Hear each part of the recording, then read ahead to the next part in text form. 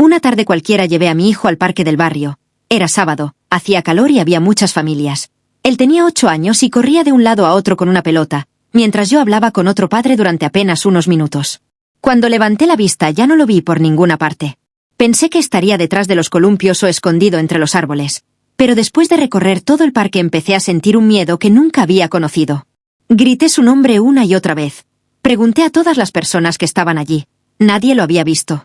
Llamé a la policía antes de que se cumpliera media hora, aunque me dijeron que seguramente aparecería porque muchos niños se alejaban jugando. Para mí cada minuto era una eternidad.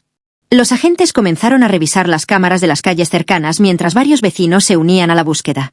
Yo corría sin rumbo, imaginando los peores escenarios posibles.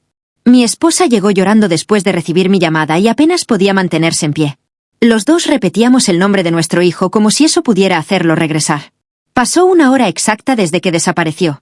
Lo recuerdo perfectamente porque miré el reloj justo antes de escuchar una voz detrás de mí. Era él. Estaba caminando tranquilamente por la acera, con la misma ropa limpia, sin una sola lágrima, sin un rasguño y con una enorme mochila negra que jamás le habíamos visto. Corrí hacia él, lo abracé con todas mis fuerzas y empecé a preguntarle dónde había estado. Él solo sonreía como si hubiera pasado una tarde normal. Los policías también se acercaron y comenzaron a hacerle preguntas, pero sus respuestas eran extrañas. Decía que un señor muy amable lo había invitado a subir a un automóvil negro porque quería hacerle unas preguntas.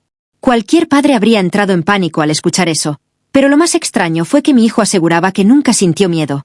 Decía que aquel hombre conocía mi nombre, el de mi esposa, el colegio donde estudiaba y hasta el nombre de nuestro perro. Entonces señaló la mochila.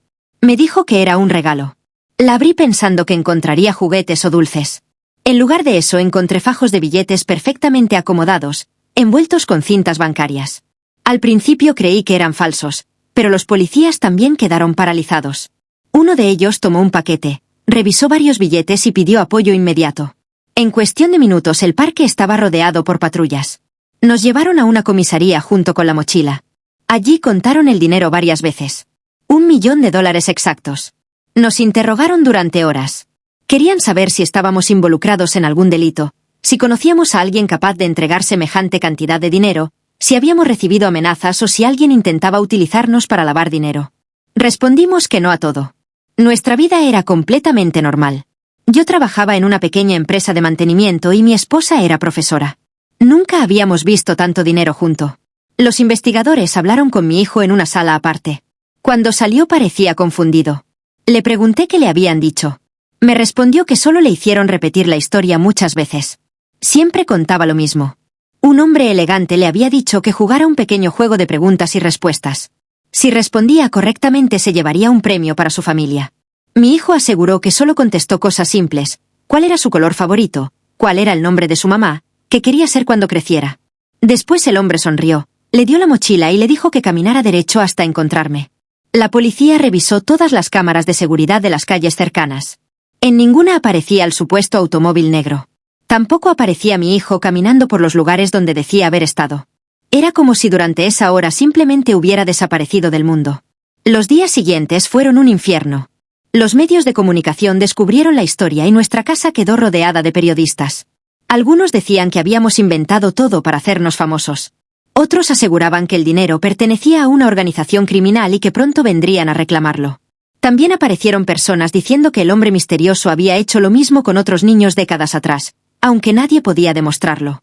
El banco confirmó que los billetes eran auténticos. Además eran relativamente nuevos y pertenecían a diferentes series emitidas en distintos años. No había una explicación lógica. Las autoridades congelaron el dinero mientras continuaban las investigaciones. Pensé que todo terminaría allí, pero una semana después recibí una llamada desde un número desconocido. Contesté. Una voz muy tranquila me dijo que no intentara gastar el dinero todavía. Después añadió algo que me dejó completamente helado. Me dijo que mi hijo había superado la primera prueba y que muy pronto llegaría la segunda. Antes de que pudiera responder la llamada se cortó. Intenté rastrear el número, pero no existía. La policía tampoco encontró nada. Decidimos instalar cámaras alrededor de la casa y no dejar a nuestro hijo solo ni un segundo. Él, sin embargo, parecía cada vez más extraño. Empezó a dibujar siempre al mismo hombre. Un hombre alto con traje oscuro y un reloj antiguo en la muñeca. Nunca le enseñamos ese dibujo a nadie, pero una noche desperté porque escuché pasos en el pasillo. Salí de la habitación pensando que era mi hijo buscando agua.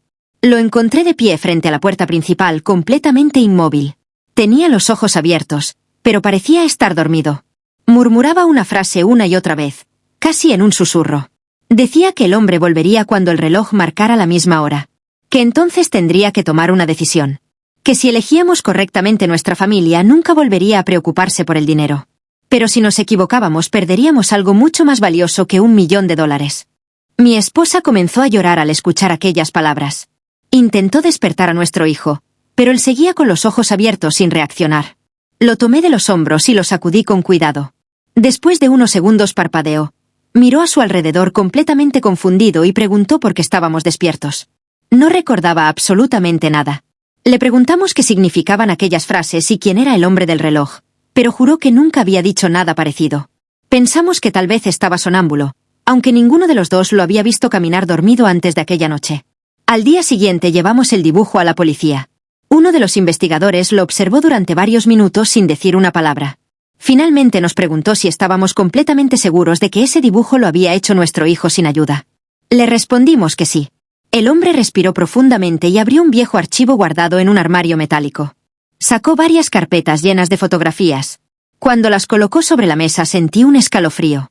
Había dibujos casi idénticos realizados por otros niños en diferentes ciudades del país. Todos mostraban al mismo hombre. El mismo traje oscuro. El mismo reloj antiguo. La misma expresión tranquila. Los casos estaban separados por varios años. Algunos habían ocurrido hacía más de 20 años. Todos tenían algo en común. Un niño desaparecía durante un corto periodo de tiempo. Regresaba sano y salvo. Poco después la familia recibía una cantidad enorme de dinero de una forma imposible de explicar. Ninguno de los adultos podía demostrar de dónde había salido. En todos los expedientes aparecía la misma nota escrita por diferentes investigadores. El dinero era auténtico. No existía denuncia de robo relacionada con esos billetes. No había registros bancarios que explicaran su origen. Lo más inquietante era el final de cada expediente. Las familias desaparecían de un día para otro. No morían. No había cuerpos. No había señales de violencia. Simplemente dejaban sus casas. Sus vehículos permanecían estacionados. Sus documentos seguían dentro de los cajones. Era como si hubieran salido a caminar y jamás hubieran regresado. Volvimos a casa aterrados. Durante varios días vivimos prácticamente encerrados. Cerrábamos todas las puertas. Revisábamos las ventanas una y otra vez. Mi esposa apenas dormía. Yo permanecía despierto hasta la madrugada vigilando las cámaras de seguridad. Entonces ocurrió algo imposible. Una mañana salí para comprar pan. Apenas estuve fuera 15 minutos. Cuando regresé encontré la puerta principal abierta. Corrí desesperado creyendo que alguien había entrado. Mi esposa estaba sentada en la cocina completamente inmóvil mirando un sobre blanco que no estaba allí cuando salí. No tenía remitente. Dentro había una sola hoja. Solo decía una frase. El dinero nunca fue un regalo. Fue un adelanto. Sentí que las piernas me temblaban. Llamé inmediatamente a la policía. Revisaron la casa de arriba abajo. No había huellas. No había cámaras que mostraran a alguien entrando. Nadie había visto nada. Era como si el sobre hubiera aparecido por sí solo. Esa noche mi hijo volvió a hablar dormido. Esta vez dijo una dirección. Los investigadores decidieron acompañarnos al día siguiente. La dirección correspondía a una enorme casa abandonada en las afueras de la ciudad. Según los registros, llevaba más de 40 años desocupada. Las ventanas estaban rotas y el jardín cubierto de maleza. Entramos con linternas mientras varios agentes inspeccionaban cada habitación. En el sótano encontramos algo que ninguno esperaba.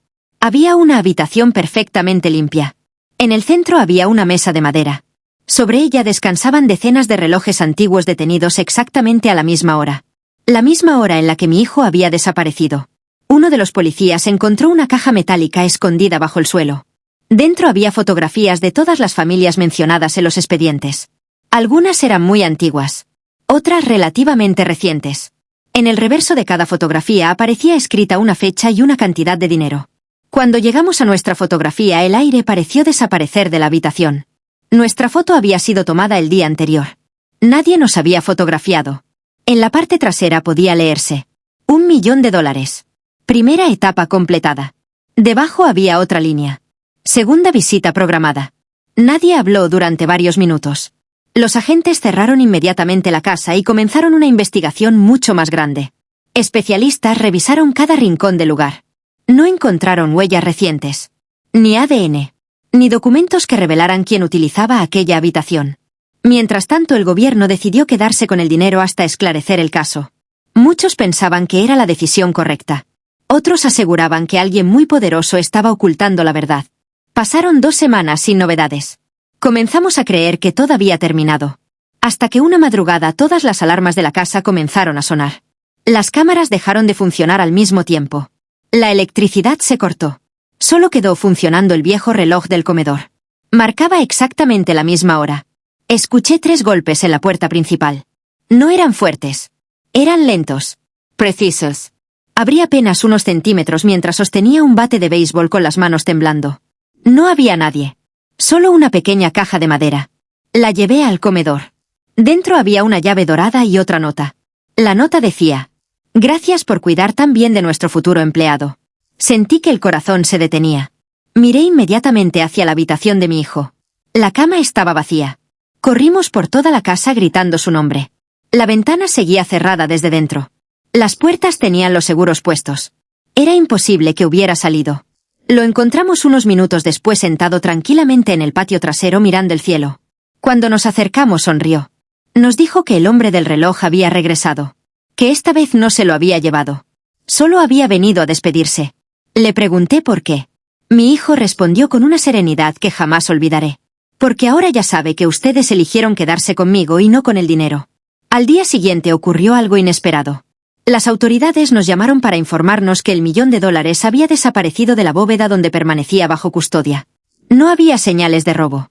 Las cámaras mostraban el dinero sobre la mesa un segundo. Y al siguiente simplemente ya no estaba. La investigación fue cerrada meses después sin encontrar responsables. Nunca volvimos a recibir llamadas. Nunca apareció otro sobre. Nunca volvimos a ver al hombre del reloj. Sin embargo, años después, cuando mi hijo cumplió 18 años, mientras ordenábamos unas cajas antiguas del ático, encontramos la mochila negra con la que había regresado aquel día. Estábamos seguros de haberla entregado como prueba. Dentro no había dinero.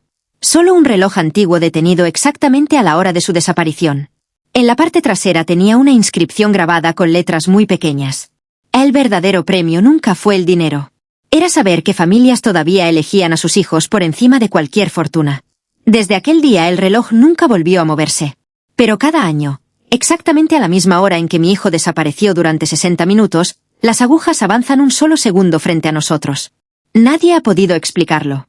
Y, aunque han pasado muchos años, todavía hay noches en las que mi hijo mira por la ventana, sonríe como si reconociera a alguien en la oscuridad y dice en voz baja que el hombre del reloj sigue vigilando, solo para asegurarse de que nunca olvidemos cuál fue la decisión que realmente nos hizo ricos.